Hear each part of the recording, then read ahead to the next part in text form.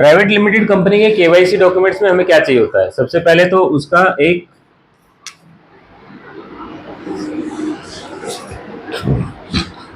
Pan card,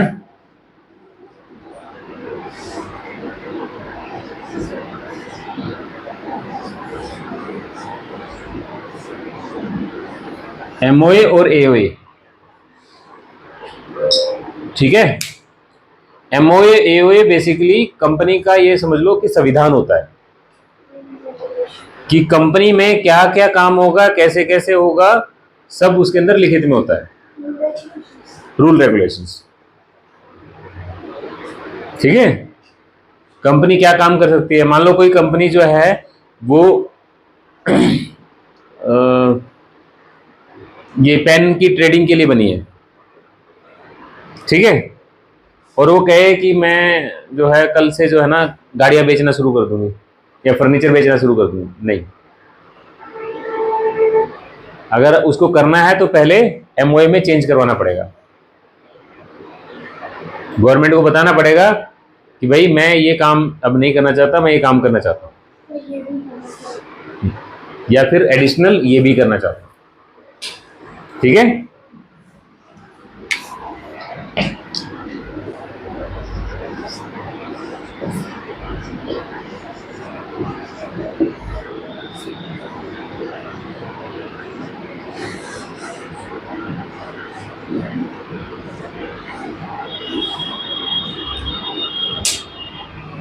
उस company में आज की डेट में कौन कौन डायरेक्टर्स हैं जो उस कंपनी को चला रहे हैं, और कौन कौन उसके शेयर होल्डर्स हैं जो कंपनी के मालिक हैं, इसकी एक लिस्ट चाहिए, एज ऑन डेट चाहिए, और सीए सर्टिफाइड चाहिए। आज की डेट में कंपनी को कौन कौन चला रहा है, यानी कि उसके डायरेक्टर कौन कौन है, ठीक है, उस कंपनी के मालिक कौन कौन है, कौन कौन शेयर होल्डर्स हैं, उनकी एक लिस्ट चाहिए, और सीए से अटेस्टेड चाहिए, और एज ऑन डेट चाहिए, जिस दिन हम लोन दिला रहे हैं, जिस दिन एप्लीकेशन डाल रहे हैं बैंक में, यानी कि एप्लीकेशन की तारीख में चाहिए वो।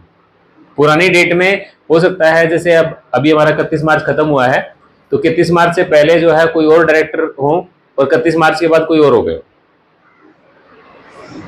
जो क्लोजली हेल्ड कंपनियां होती हैं, यानी कि परिवार के अंदर ही होते हैं, जनरली चेंज नहीं होता, लेकिन फिर भी एज ऑन डेट कंफर्मेशन चाहिए होती है कि आज की डेट में जब हम अप्लाई कर रहे हैं तो आज की डेट में क्या है,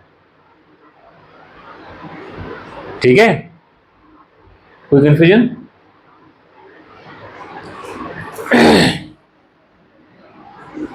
इसके बाद वही सेम जीएसटी, एमएसएमई, आईईसी, जो भी नेचर ऑफ बिजनेस के हिसाब से और रिक्वायरमेंट के हिसाब से, वो सारे नॉर्मल डॉक्यूमेंट्स हैं जो पहले बताए हैं, सेम डॉक्यूमेंट, ठीक है। क्लियर? आगे बढ़े। अब हम बात करते हैं नेक्स्ट लिमिटेड लायबिलिटी पार्टनरशिप की,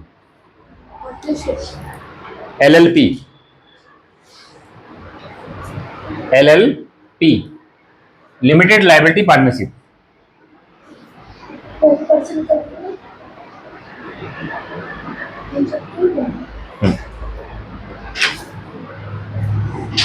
एलएलपी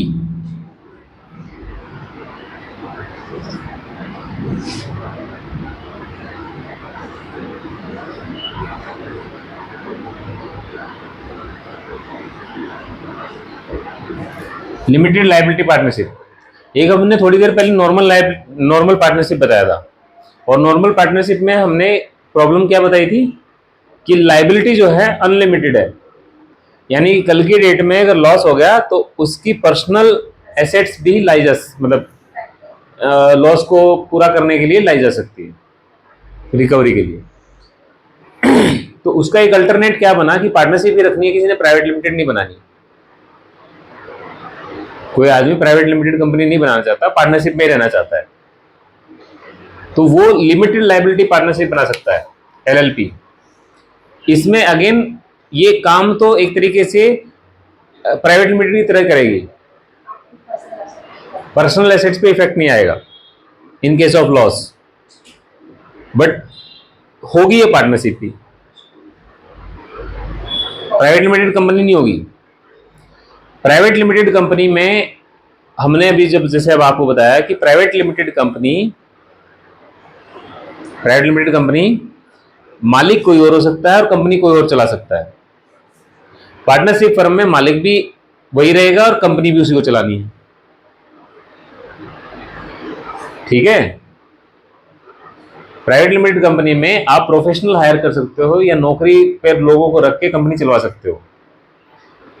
पार्टनरशिप फर्म में आप नौकरी पे रख के कंपनी नहीं चला सकते, आपकी इन्वॉल्वमेंट जरूरी है, मैनेजमेंट खुद को ही संभालनी होगी जो मालिक है। बेसिक डिफरेंस समझ में आ गया। लिमिटेड लायबिलिटी पार्टनरशिप में सिर्फ नॉर्मल पार्टनरशिप से इतना ही डिफरेंस होता है आपके समझ के लिए कि उसमें शेयर होल्डिंग या लॉस की लायबिलिटी लिमिटेड होती है। नॉर्मल पार्टनरशिप में लॉस की लायबिलिटी अनलिमिटेड होती है, ठीक है। इसमें भी normal documents, PAN, partnership deed, हाँ सेम,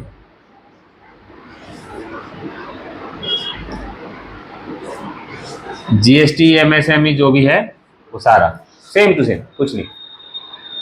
इसमें प्रॉफिट नहीं जा सकते वैसे, हाँ जी, पार्टनरशिप में नहीं जा पा रहे थे, इसमें ले जाएंगे, इसमें ले जा सकते हैं लॉस की लायबिलिटी, लॉस की लायबिलिटी लिमिटेड है, प्रॉफिट ले जा सकते हैं, टैक्सेबल होता है, ठीक है।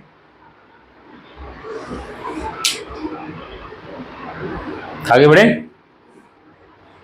बाकी डॉक्यूमेंट केवाईसी में सेम चाहिए होंगे।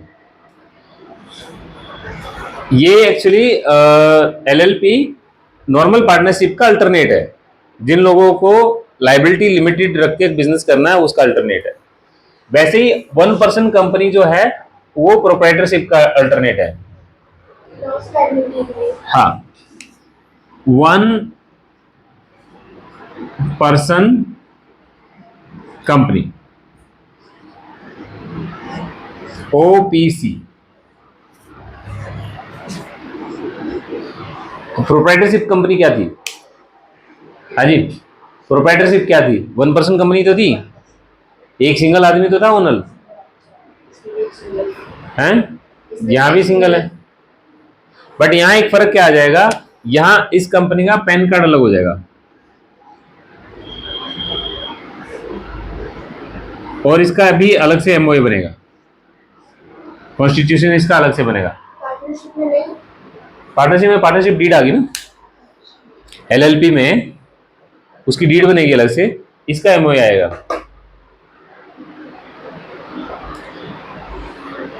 देखो, एक नॉर्मल प्रोप्राइटरशिप फर्म को छोड़ के बाकी जितनी भी कंपनियां हैं, चाहे वो नॉर्मल पार्टनरशिप है, चाहे एलएलपी है, चाहे प्राइवेट लिमिटेड है, चाहे 1% कंपनी है, इन सब का लिखित संविधान होगा कि कौन क्या काम करना है, कैसे होना, पूरा रूल रेगुलेशन पूरा लिखित में होगा, सिर्फ पार्टनरशिप फर्म को, प्रोप्राइटरशिप फर्म को छोड़ के, ठीक है, क्लियर। पार्टनरशिप में पार्टनरशिप डीड, एमओए एओए जो है बेसिकली वो डीड ही तो है, एग्रीमेंट ही तो है, उसको संविधान है, बेसिकली वो कॉन्स्टिट्यूशन है, यहाँ पे आपका एग्रीमेंट है, ठीक है, क्लियर। सेम प्रोप्राइटरी की तरह डॉक्यूमेंट चाहिए ना। हाँ हाँ, अब हम बात करते हैं HUF,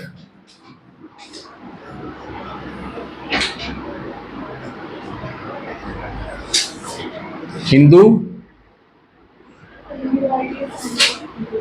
डिवाइडेड फैमिली।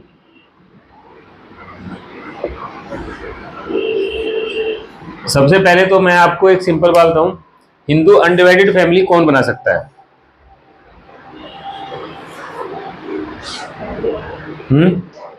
फैमिली वाला, बिना फैमिली वाला नहीं बना सकता।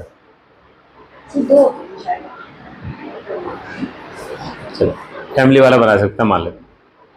हाँ जी, HUF कौन बना सकता है, कुछ पता है? नाम है हिंदू, हिंदू बना सकते हैं। हिंदू बना सकते हैं। अनडिवाइडेड लिखा है ना। इसकी इसकी हिंदी क्या होगी? हिंदू संयुक्त परिवार। हिंदू बना सकते हिंदू संयुक्त परिवार। पहले नहीं होती थी, सारे इकट्ठे रहते थे, चाचे ताऊ सब, हैं। एक फैमिली है। ठीक है। बेसिकली ये अलग से कंपनी वगैरह सिस्टम नहीं है, ये एक तरीके का ट्रेडिशनल जो हमारे चला आ रहा था ना। चाचा ने कहा ताऊ मेरा बेटा बेटा हमें सब। हाँ, पहले चलता था ना कि जो भी बाप दादा कर रहे हैं सेम बच्चे भी उसी काम में लग जाते थे, तो उस ट्रेडिशन को मेंटेन करने के लिए ये बनाया गया था। अब इसमें सिर्फ हिंदू नहीं, इसके अंदर और भी लोग बना सकते हैं। आसानी से समझने के लिए जो धर्म हिंदू धर्म से निकले हैं वो सारे बना सकते हैं। जैन भी बना सकते हैं, सिख भी बना सकते हैं, बौद्ध भी बना सकते हैं। सनातन धर्म वाले बना सकते हैं। हाँ, ठीक है, HUF बना सकते हैं। HUF में भी पैन कार्ड अलग होता है,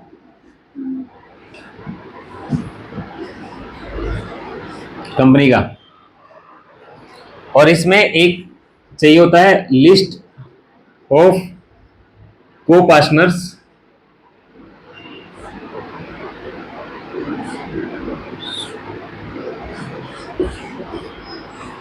CA टेस्टेड को पार्टनर्स।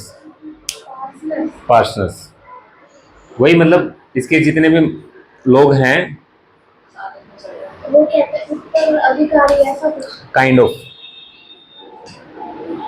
अब इसमें ना बोल शब्द अलग होते हैं। इसमें एक पहला जो मेन बंदा होता है जो कंपनी चलाता है या जो एक्चुअल मालिक होता है वो होता है कर्ता, उसको कर्ता बोलते हैं। नॉर्मली नहीं बोलते कर्ता धर्ता, यही है भाई हमारा। जो डिसीजन लेगा। हाँ, तो जो डिसीजन मेकर है वो कर्ता होगा।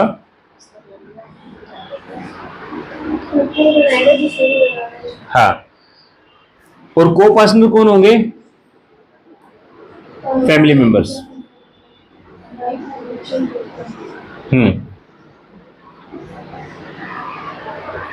काफी टाइम पहले तक सिर्फ बच्चे बच्चे हुआ करते थे, अब वाइफ भी, ठीक है। तो अब फैमिली मेंबर्स कौन? जिस दिन बच्चा पैदा होगा उस दिन वो HUF का को पार्टनर बन जाएगा। जिस दिन पैदा होगा उस दिन से वो कंपनी का हिस्सेदार बन जाएगा, जिस दिन पैदा होगा। और कब तक रहेगा? जब तक मरेगा नहीं।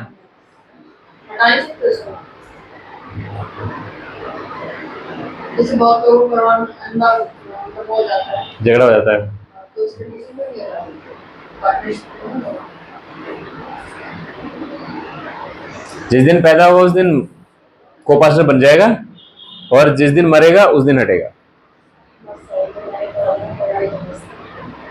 सैलरी भी मिलेगी उसको, बस पार्टनर बना रहेगा। कल को जो भी कंपनी इसमें कुछ भी होगा ना, कोई बिजनेस होगा, प्रॉफिट होगा, तो उसका बराबर का हिस्सा होगा। वो कब होगा इसका? एज के बाद नहीं, डे वन से। ITR तो डे वन से भर सकते हो आप। उसको नहीं पता होगा। 1 साल के 2 साल के बच्चे का भी ITR भर सकते हो ना। आप भरते हो? मैं तो नहीं भरता। क्यों? भर तो सकते हो, इनकम तो आई नहीं रही ना, इनकम सोर्स का आइडिया है। बराबर के हिस्सेदार हैं। प्रॉफिट मिलेगा उसको और सैलरी नहीं मिलेगी खाली।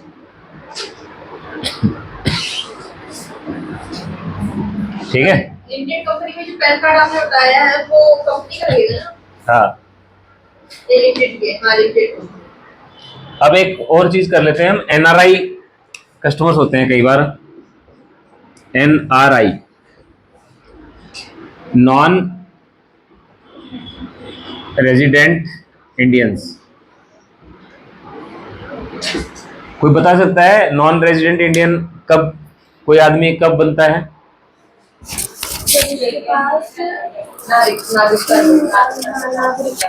इंडिया का भी सप्लाई होता है।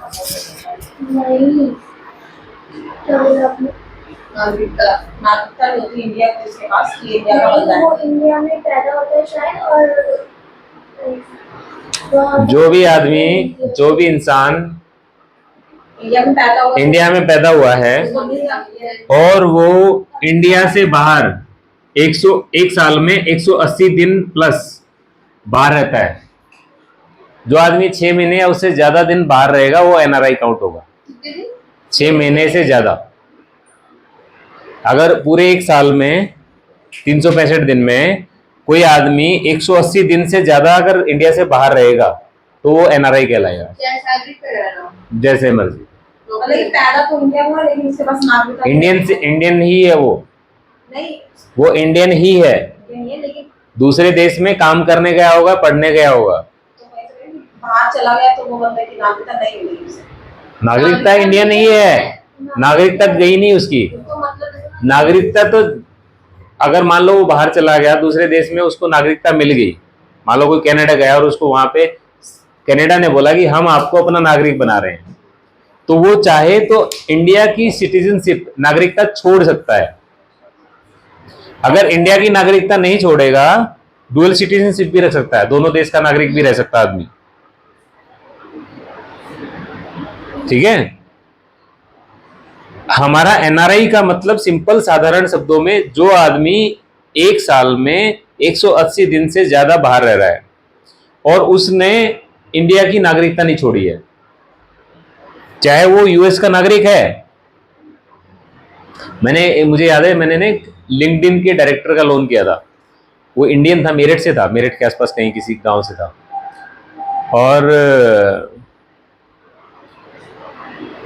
उसका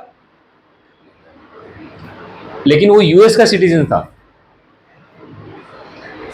अमेरिका का सिटीजन था, उसे दोनों लग गया दोनों गिरे। इंडिया की भी लगी है वहाँ की, वो बाहर चला गया तो सब मार्केट में नाम लगा तो उनको यहाँ की छोड़ी नहीं, यहाँ की तो है ही ना ऑटोमेटिकली, यहाँ की छोड़ी नहीं, नागरिकता छोड़ी नहीं। छोड़ना चाहेगा तो छोड़ सकता हाँ उनको अनसिक्योर्ड लोन जो देते हैं वो ये देते नहीं, एनआरआईज को अनसिक्योर्ड लोन, एनआरआईज बेसिकली कौन सा लोन लेने आते हैं? जनरली प्रॉपर्टी से रिलेटेड लोन, किसी को मकान खरीदना है, दुकान खरीदनी है, तो वो, क्योंकि वो लोग वहां से पैसा कमा के यहाँ इन्वेस्ट करते हैं अपने देश में। मकान भाई, अरे सब सोचते हैं ना कि भाई कमाने के लिए तो गए हैं कहीं, मान लो हम लोग जो है हम दूसरे स्टेट से आए हैं दिल्ली में पैसा कमाने के लिए, काम करने के लिए, हमने मकान भी खरीद लिया, सब कुछ यहाँ रह रहे हैं, लेकिन मन में इच्छा तो रहती है ना कि यार बुढ़ापे में जो है ना सुकून की जिंदगी जिएंगे, अपने गांव में जाके बड़ी हवेली बना के वहां पे रहेंगे, होता है ना मन में, या अपने बिहार में जाके, यूपी में जाके, हरियाणा में जाके, जहां भी हम नेटिव जो हाँ जहां से बुढ़ापे में वहां जाके सुकून से रहेंगे। जद्दोजहद में हम दिल्ली में पैसा कमाने तो आ गए, मुंबई में पैसे तो कमाने आ गए, लेकिन बाद में वहां जाके रहेंगे। तो लोग जो है एनआरआईज इंडिया में इन्वेस्ट करते हैं, मकान खरीदते हैं। ठीक है, दोनों तरीके का सिस्टम होता है। कुछ लोग जो है मकान की वैल्यू बढ़ जाएगी बाद में इसलिए भी खरीद लेते हैं कि भाई इन्वेस्टमेंट पर्पज से, कुछ लोग फ्यूचर में शिफ्ट होने के पर्पज से भी खरीदते हैं। तो जनरली एनआरआईज हमारे पास प्रॉपर्टी, एनआरआईज को जब हम लोन करते हैं तो सिर्फ और सिर्फ सैलरीड एनआरआई को करते हैं, बिजनेसमैन को नहीं करते। अगर कोई इंडिया से बाहर जाके बिजनेस कर रहा है तो उसको हम लोन नहीं करते, कर सकते हैं लेकिन 99% बैंक नहीं करते हैं। ठीक है, क्या बिजनेसमैन की इमेज खराब होती है बैंकों की नजर में, बिजनेसमैन चोर होते हैं, सारी तरह की टैक्स चोरी और पता नहीं क्या क्या घपले करते रहते हैं। सैलरीड बेचारे सीधे आदमी होते हैं, तनख्वाह कमाते हैं, खाते में आती है, और एक्चुअली क्या है बिजनेसमैन की एक्चुअल स्थिति क्या है, बिजनेसमैन की इनकम असेसमेंट करना टफ होता है, रियल इनकम असेसमेंट। हम यहाँ पे भी तो देखो ना, कभी बैंक के अकाउंट चेक करते हैं, कभी आईटीआर में देखते हैं, कभी टर्नओवर के हिसाब से देखते हैं, कभी कुछ देखते हैं, कभी कुछ देखते हैं। तो इनकम असेसमेंट करना बिजनेसमैन का बहुत टफ होता है। तो जो आदमी देश में है उसकी इनकम असेसमेंट करना टफ हो जाता है, विदेश वाले के कैसे करेंगे? ठीक है, इसलिए एनआरआई बिजनेसमैन को लोन देने में बैंक कतराते हैं या नहीं देते हैं। ठीक है, इंडिया में जो अब सैलरीड पर्सन का क्या है, चाहे वो इंडिया में चाहे बाहर है, भैया उसकी जितने पैसे कमाए वो खाते में आ गए, कुछ है ही नहीं उसके पास। तनख्वाह मिली, बोनस मिला, कोई रिम्बर्समेंट मिला, मान लो ट्रेवल अलाउंस मिले या कुछ भी मिला, वो आपका काम किया और खाते में आ गया, कुछ बचा ही नहीं। तो जो खाते में आ रहा है उसकी असेसमेंट करी, काम खत्म। मॉर्गेज में लेते जो प्रॉपर्टी जो प्रॉपर्टी खरीद रहा है वो मॉर्गेज। अब इस केस में हमारे को केवाईसी की रिक्वायरमेंट क्या होगी? ठीक है, इसमें सबसे पहले चाहिए होगा पासपोर्ट विद, पासपोर्ट में भी कंडीशन है, विद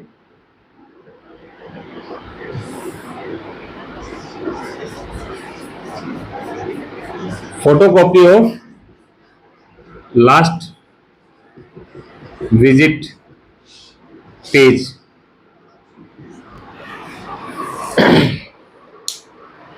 अगर वो कहीं घूमने के लिए है तो उसको माफ नहीं होगा पासपोर्ट को कुछ भी। अगर इंडिया में जब भी लास्ट टाइम आया था, वो आया था गया था इंडिया से, उस पेज की जब भी देश किसी देश में आते जाते हैं तो पासपोर्ट में मोहर लगती है कि इस डेट में ये आदमी इंडिया में आ गया, इस डेट में आदमी जा गया, आने की भी और जाने की भी। जब आप विदेश यात्रा करोगे तो पासपोर्ट पे जाने की भी मोहर लगेगी और आने की मोहर लगेगी। ठीक है, तो उस वाली मोहर के पेज की फोटोस्टेट प्लस पासपोर्ट, ये मैंडेटरी है। ठीक है जी। Number 2, pan card.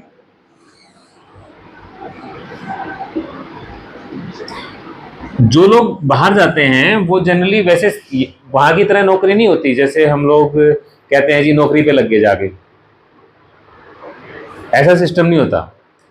Contract system होता है। क्या होता है? कॉन्ट्रैक्ट। ठीक है, तो उसको हम वर्क कॉन्ट्रैक्ट बोलते हैं कि वो नौकरी करने गया है तो उसका कॉन्ट्रैक्ट की कॉपी, क्या किस कंडीशंस पे नौकरी करेगा वो, आपको क्या पोस्ट है, सारी चीजें उसमें होंगी। ठीक है, वर्क कॉन्ट्रैक्ट। साथ में जब दूसरे देश में जाते हैं तो काम करने के लिए जाओगे तो वर्क वीजा, उस देश में काम करने की परमिशन। किसी दूसरे देश में जाओगे तो वीजा बेसिकली दूसरे देश में जाने की परमिशन। तो दूसरे देश में किस पर्पज के लिए आप जा रहे हो?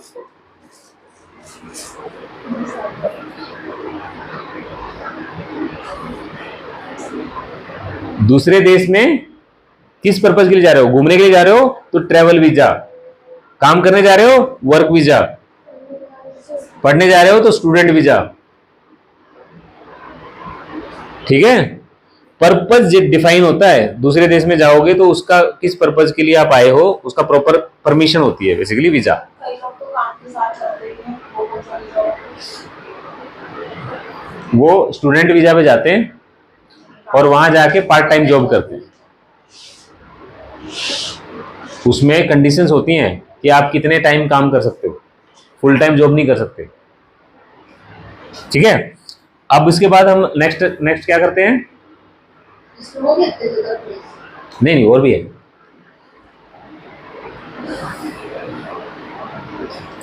इसके अलावा जो भी वहां पे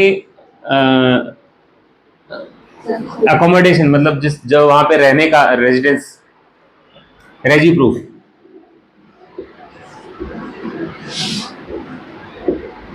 वहां पे किराए पे रहेगा बट ऑफिस है तो उसका रेजिडेंस का प्रूफ, रेंट एग्रीमेंट बना है या कॉन्ट्रैक्ट हुआ है वहां पे, वो डिपेंड करता है। हर तरीके का अलग अलग सिस्टम होता है हर कंट्री का। तो रेजी प्रूफ हम लिख देंगे सिंपल, जहां वो रहता है उसका प्रूफ। क्लियर? खत्म केवाईसी पार्ट वाला। सैलरी स्लिप वगैरह भी देखते हैं सारे। वो इनकम पार्ट में समझाऊंगा। बस इतना ही है ना? हाँ। पासपोर्ट, पैन कार्ड और Okay. इनकम पार्ट में समझाएंगे, सैलरी स्लिप और क्या चाहिए क्या नहीं चाहिए। इंडिया में और कुछ proof नहीं चाहिए जैसे पैन कार्ड के अलावा? पासपोर्ट ले लिया, पैन कार्ड हो गया।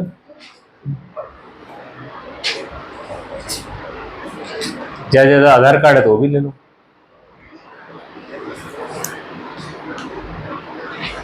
ठीक है जी, आगे बढ़े। जैसे कि ईडी वगैरह मांगते हैं तो ये तो सही रहता है। ये आ गया ना, रेजिडेंस प्रूफ। एग्रीमेंट वाले ईडी में से वो जरूरत होगी तो कई बैंक मांगते हैं, कई नहीं मांगते हैं, रेंट एग्रीमेंट से काम चला देते हैं। प्लस एक सबसे इंपॉर्टेंट इस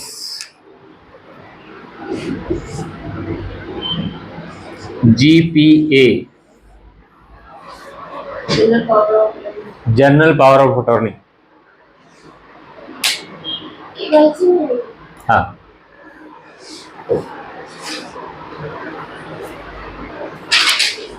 अब जीपीए का मतलब क्या है?